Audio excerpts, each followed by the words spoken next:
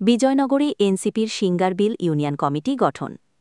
ব্রাহ্মণবাড়িয়া বিজয়নগর উপজেলার সিঙ্গারবিল ইউনিয়নে জাতীয় নাগরিক পার্টি এনসিপির নতুন কমিটি গঠিত হয়েছে। বৃহস্পতিবার ২১ আগস্ট ইউনিয়ন পরিষদ মিলনায়তনে অনুষ্ঠিত সভায় কমিটি গঠন প্রক্রিয়া পরিচালনা করেন উপজেলা প্রধান সমন্বয়কারী প্রকৌশলী মোহাম্মদ আমিনুল হক চৌধুরী। সভায় শুরুতেই তিনি ঘোষণা দেন, কোনো মাদক ব্যবসায়ীকে এ কমিটিতে রাখা হবে না। যেহেতু সিঙ্গারবিল সীমান্ত বাড়ি এলাকা, তাই সবাই সতর্কতার সঙ্গে যোগ্য সদস্য প্রস্তাব করবেন। আলোচনা শেষে সর্বসম্মতিক্রমে আকিবুল ইসলাম রাসেলকে প্রধান সমন্বয়কারী, শামীম খন্দকারকে যুগ্ম সমন্বয়কারী এবং মিজানু বাহারকে দ্বিতীয় যুগ্ম সমন্বয়কারী নির্বাচিত করা হয়। পরবর্তীতে মুরব্বি ও সংখ্যালঘু প্রতিনিধিদের অগ্রাধিকার দিয়ে একে একে সদস্য নির্বাচন করা হয়।